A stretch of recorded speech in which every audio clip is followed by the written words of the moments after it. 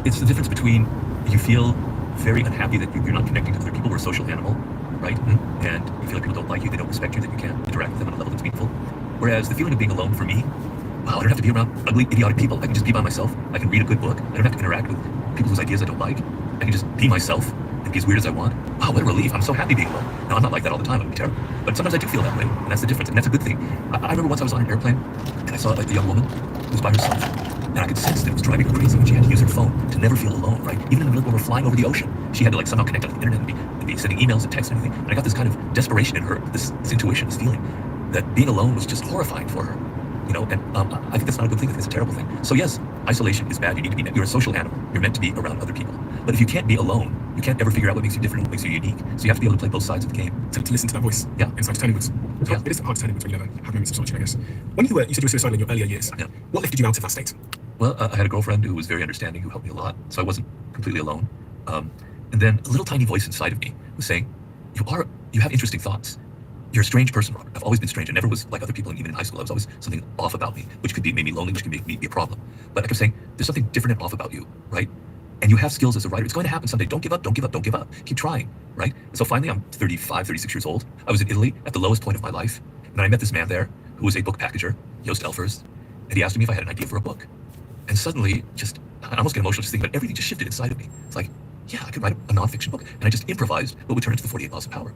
He got so excited, he said, I will pay you to write I forget what the word is, to sell it, you know, and then I'll pay you to live while you write it. And so suddenly it went from darkness to light because I had a purpose. And all of my misery, you know, I could take all of the bad bosses I had, all of the horrible psychotic bosses who were so stupid and so political and so manipulative. And I could go, wow, I've got all this material to write the 48 Laws of Power. All my worst experiences can go into this book. It all has a purpose for it. I'm not saying it's going to happen to everybody, but I was literally at that moment before it happened, pretty much near rock bottom. And I asked my wife, what would have happened if this didn't turn out? Would I have committed suicide?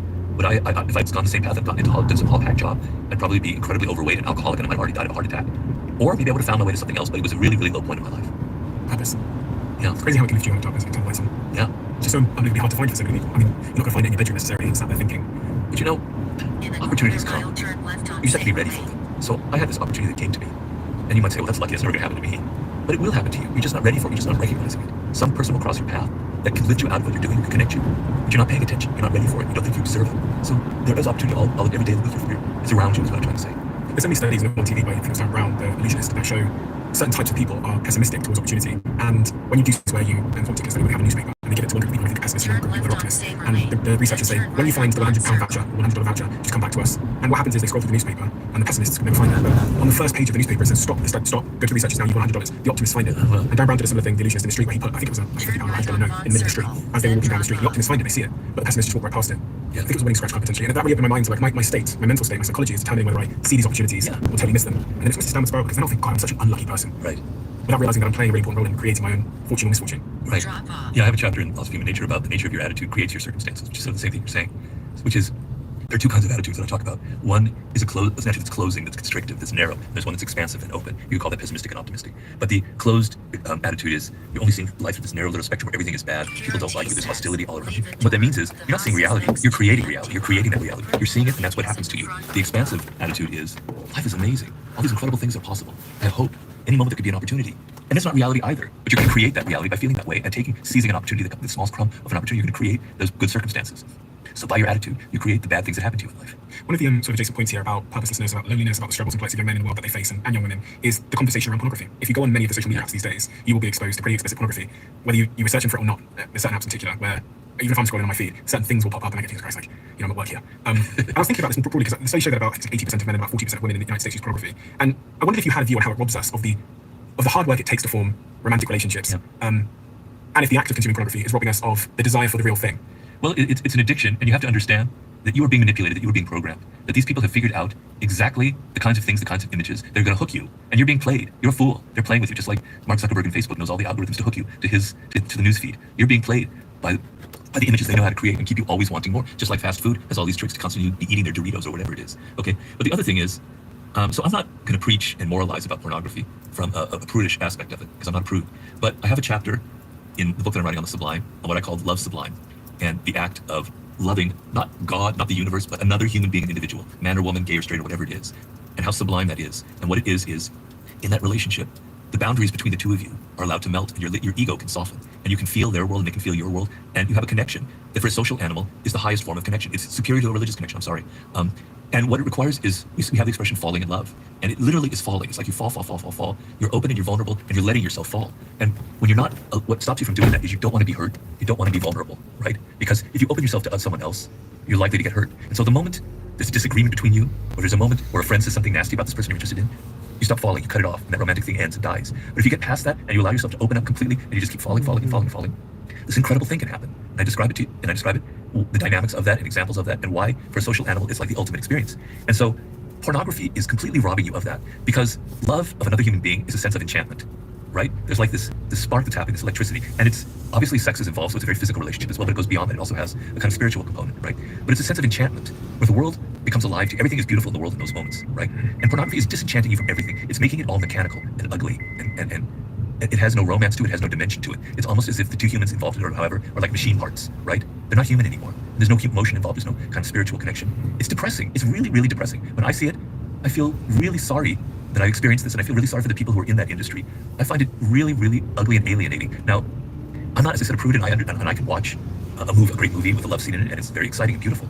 But the seduction element, the element of, I saw a movie recently, a Japanese movie by the great director Ozu from the 50s, and there was a man who was married, and he was about to have an affair with this woman who was kind of seducing him, and they had this kiss. I go, wow, I was getting, I was turned on, but I was getting really excited. It was so full of emotion and energy, and it made the sexual element so much more powerful by the element of romance, by the element of something kind of transgressive. There was no nude bodies, there was no sex you ever get to see, but the lead up to it and the nature of the emotions involved made it, to me, deeply, deeply exciting.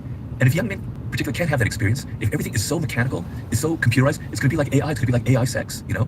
Then you're losing your soul, you're losing your capacity for really falling in love, for really having that kind of dimensional experience, which, by the way, can be extremely physical, and it can only last for 3 months. I'm not saying it has to be 20 years with one woman or one man. It can be for 3 months, but it enriches you, it makes you more human. I've invested more than £1 million into this company, Perfect 10, and they're also a sponsor of this podcast. I switched over to using matcha as my dominant energy source, and it has a self-thought. It does a through line here that when you make dopamine easy through pornography, we're less likely to go and get up out of our bedroom and take action. Yeah, but it's not just pornography. There's too much of that in social media as well, on other levels. So, you know, you have to understand what it means to be a human being, first of all. And we're physical animals. We can't be in our heads all the time. We think with our bodies, right? We think with the chemicals mixing in our bodies. We're very physical, and we're social animals to the core. And that social animal, what makes us superior is that we connect.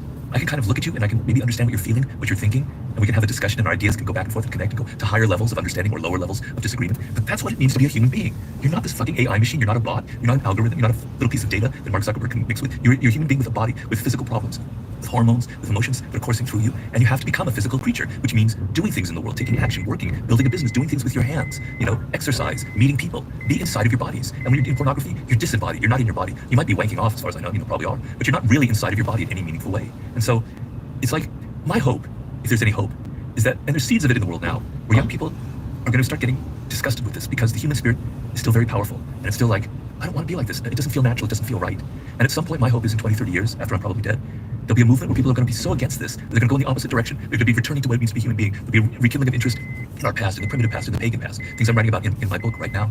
And I've seen things like that. Sometimes, like in the New York Times, they had an article a few weeks ago about a group of young people in college who hate social media and absolutely refuse it, and will not, it's like almost like a fraternity or sorority. They will not allow anybody into their group who ever looks at their phone. They go, yay, right on, brother. If I'm in college right now, I would join that. Not that I think everything is evil, I have my own phone, etc.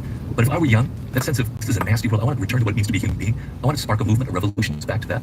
I hope that's going to happen. I hope that's in the cards. What is it about human nature that we just don't want to admit? Well, first of all, we don't want to admit where we came from, our primitive roots, that we are animals. You know, that before we invented language, you know, we were living like any other animal in the outdoors, right? And I remember one day I was in Sydney, Australia, 10, 12 years ago, and they had this amazing zoo. I hate zoos because I'm an animal lover, and I think zoos are like prisons. But I wanted to see the strange exotic animals there. And they had this amazing chimpanzee compound, right? Where the chimpanzees could kind of roam around freely. And I was fascinated. I sat there for like 2 hours because it was like watching an office in Manhattan or something, where there was the alpha male and all the other males were kind of following behind him, like, you know, like the CEO of a company. And I was looking around and I noticed all the people were like giggling. They were so embarrassed. They couldn't, they were laughing. That was their reaction. Because it made them so uncomfortable to see this animal that's so much like a human being, but is also still an animal. They were just so uncomfortable by it. It made me realize that we're very, very uncomfortable with that aspect of ourselves, right? The part that we can't really control so much. It isn't logical, it isn't rational, it isn't clean, it doesn't, you know, all these civilized things. So we're in deep denial of our animal roots, but we're also in denial of our own nature. So we want to imagine ourselves to be these kind of saintly, moral, rational creatures, always thinking about what's good for other people, you know? And it's just a fairy tale. That's not the world as it is. You know, it's the world more like I described in the 48 Laws of Power, where people are manipulative, where people are playing games. Not everyone, But everyone has a manipulative side. Everyone has a dark side. We actually are deeply irrational creatures. We don't want to admit it. We don't want to admit the parts of ourselves that reflect this kind of animal nature, our irrationality, our aggression, the envy that we feel towards other people. It's always other people who are like that. So I give the example of narcissism, and I try to make the point in the book. In narcissism, I make the point that everybody's self-absorbed. When you're reading a book and you see your birthday happens to be there, which is a fact, like, oh, that's my birthday, because it's you, your astrological sign, that's me. We all are interested in ourselves, we're all self-absorbed, right? And when somebody suddenly talks about us, our ears prick up. I'm not moralizing it, it's just the truth. It's me, it's everyone. It's always somebody else, it's always Donald Trump is a narcissist, it's always Elon Musk is a narcissist. Everybody has narcissistic tendencies. That's human nature, and we won't deny it. And should we be aspiring to not be narcissists? Or does one just accept their narcissistic tendencies and lean into it? Because much of what I read in the book about power is how narcissism seems to get you ahead to some degree. That's debatable. But I mean, look at some of the people that we've been talking about that have reached the very top of the professional pyramid in life, presidents and such. They've got narcissistic traits. Sure. And some of them are kind of what I call deep narcissists who are very problematic. And some of them are healthy narcissists. So a lot of artists are what I would call a healthy narcissist. So a lot of artists aren't necessarily the best people, right? They're not often, you wouldn't maybe want to be their friend. They're maybe not the most faithful person as far as a partner is concerned. But they put all of that narcissistic energy into their work and they create beautiful things that contribute to humanity. Steve Jobs was not a very nice person, right? He was very aggressive, he was very assertive, and he was a control freak. But look what he created, okay? That's healthy narcissism. What's the first thing they tell you in AA? I've not been in AA, but I know it's admitting that you're an alcoholic. Okay? If you can't admit you're an alcoholic, how are you ever going to stop being an alcoholic? You first have to admit it. So if you want to stop being a narcissist, you have to get on your hands and knees and admit that you are a narcissist. Because if you deny it, you say everybody else is, if you can't look inward, how can you ever change that? And even the most saintly person on this planet, the Mahatma Gandhis, the Martin Luther Kings, they had definite, strong narcissistic tendencies. There are no saints in this world. Everybody have these tendencies. So get off your high horse, look inward, and see those traits that are narcissistic within you. What if I'm dealing with a narcissist? Well, who isn't? In this world today, you're always dealing with a narcissist. What do I do about that? Because I was thinking about some of the rules in your book where you say things like don't outshine the master. Yeah. If I'm dealing with a narcissist, should I hide my strengths and my weaknesses in order to sort of pander to them and not outshine them? Yes, but as part of law number one, this is the great thing about being a human being. You can do two things at once. You can be consciously playing the game of, I'm not going to outshine him because he or she's going to fire me because I'm going to make them feel insecure. But at the same time, in my head, I'm going, that person isn't better than me. They don't deserve their position. They're actually kind of incompetent and stupid. And someday, by being loyal and learning from them, I'm going to rise up. And I'm being smart because I have to have a social animal. And then at that point, I can just say, get away from me. I don't need you anymore. I'm better than you. You can outshine them, but you play the game. But the worst thing is if you internalize it and go, I actually am inferior. I'm not going to outshine because I'm not a good person. I don't deserve it. And then you've internalized a sense of inferiority that's going to haunt you the rest of your life. So you can play both sides of the game at the same time. You talk about acting in life to get ahead. Do we have to be actors, in your view? Well, this is where I start getting a little bit cranky because everybody's an actor, right? Nobody admits it, though. When you're 3 years old, you're already acting, right? You're crying because you're trying to get your parents' attention. You're making trouble with your siblings because you're trying to get something that you want. You're learning to be manipulative. Children are very manipulative. Children are consummate actors. They learn that they can get what they want by behaving a certain way. If I'm an angel, mommy will give me this, that, and the other thing, even though I know I'm not an angel. We are a social animal, and we have words. We have language. And with words and language, we can say one thing and be another. We can lie. We can deceive. We can tell people, I loved your screenplay. You were fantastic in the movie. Man, you're looking so great today. We don't mean any of it. But we can do that because we have words and we can lie about that. We are all actors. If everyone went around saying exactly what they felt about the other person, no one would ever get along. We would have killed ourselves off by now. You're always telling the boss the things that they want to hear. You're always telling your partner. You're always kind of hedging exactly what you feel. You're an actor. And I don't understand what's so complicated about that. I don't understand why people can't see that they're every day of their life. And in another instance, you're never the same with two different people. The way you are in front of your father, as you are in front of your son or in front of a colleague, you're a completely different person. Your jokes are different. Your body language is different. You're an actor. Okay? Some people are good at it. Some people aren't, but you're an actor. Well, I think at the root of this is there's something ugly about being manipulation, lying, acting. So no one would want to volunteer that they are doing that. But from what I'm inferring from what you said is that in order to get ahead in life, you're going to need to lie, a little bit, manipulate, and act. Well, you are. It's not like you need to be. You are doing that. Even though you may not admit it, you are doing that. See, the thing is, it's getting back to that scene at the Sydney Zoo, where people are deeply uncomfortable with these aspects of their own character and their own personality. And I don't want you to go around thinking, God, it's great to be manipulative. It's great to just screw people over and get what I want and not care about them. No. But it's better to admit that you are capable of manipulation, that you do it often unconsciously and often in a passive-aggressive manner. It's better to admit it, and it's better to be able to play the game when you have to. Like, always say less than necessary. It's going to save you a lot of pain. You don't have to go around all your life practicing these things. I don't think you want to. What was that law? Always say less than necessary. Law number 4. Can you explain that one to me? In looking at powerful people, the person who talks less always gives off a greater aura of power than the people that are yabbering all the time that are talking. They can't control their tongue. And the idea is, if you can't control your mouth, if you just keep talking and talking, it gives an aura to other people that you can't control anything else. You have no self-control. And that is a very unpowerful aura. And obviously, the more you talk, the more you are prone to say something kind of stupid and irrational that you're going to regret. And so powerful people know to command an audience. They sit there, they let other people talk and argue, and then occasionally they utter something that's maybe a little bit ambiguous. And you're like, oh, well, that's very interesting. Robert said that. What does that mean? You look powerful, right? You give off an air of mystery. You give off an air of control. And so a lot of people have a hard time because they think, oh, should I just be able to say whatever I want, just talk? Well, no, you don't. Not in the social world, not in the work world. It's going to get you in trouble. Learn to control what you talk and learn that there are moments that saying less is actually much more powerful than just yammering on and on.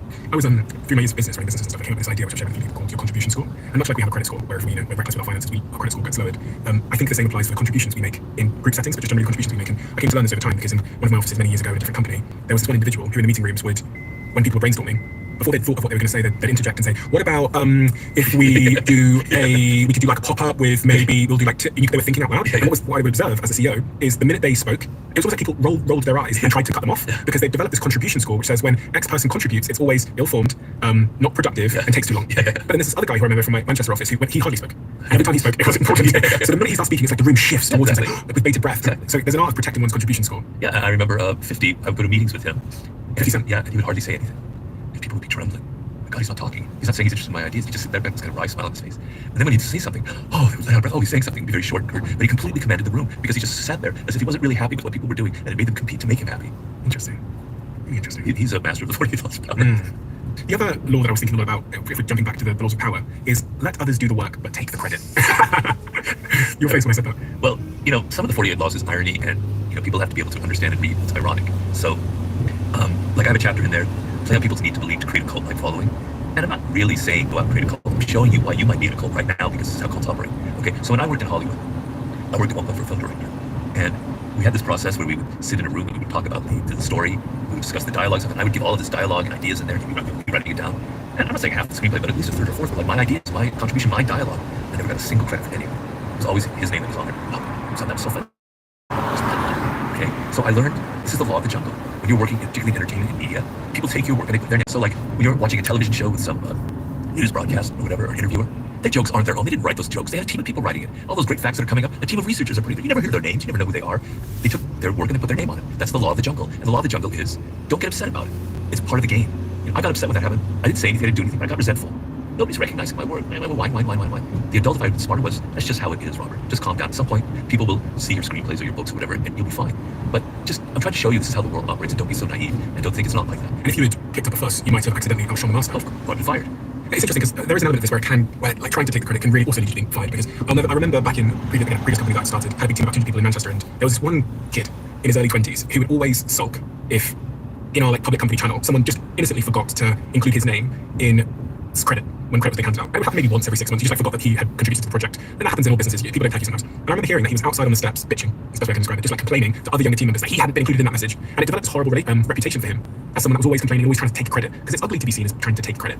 Well, so if you read the law carefully, it's really about how powerful people use this. So if you're an underling and you do the work, you don't want to take credit for it because it's going to get you in trouble, right? But powerful people have used for centuries the labor of other people and put their name on it to make themselves look powerful and to make them seem like they've got endless energy. Okay, so you have to apply that law with intelligence. If you're an underling and you're doing some project, it's a group project, don't go out there and take credit for it because people are just going to laugh at you. You're going to make a terrible fool of yourself.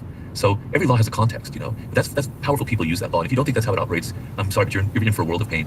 I think there's an overarching thing here which can be discovered in your other book, The Laws of Human Nature, about mastering your emotional self. Yeah. Because none of these things are going to be possible if you don't have mastery over your emotions. I'm not going to be able to refrain from snatching credit. I'm not going to be able to not outshine my master if I don't have this sort of foundation of emotional control.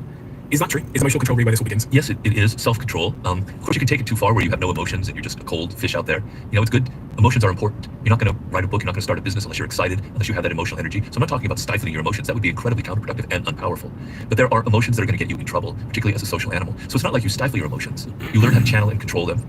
And you learn that certain behaviors are going to be read as unpowerful, as hysterical, as somebody who can't get things done, as ineffective, incompetent. So as an actor, you learn to sort of present the right front, the right facade, and that requires a degree of emotional control. Yes, for sure, it's very important. And it's not easy, because when you're young particularly, you're wired to be emotional, and you're going to learn this the hard way, which is how I learned it.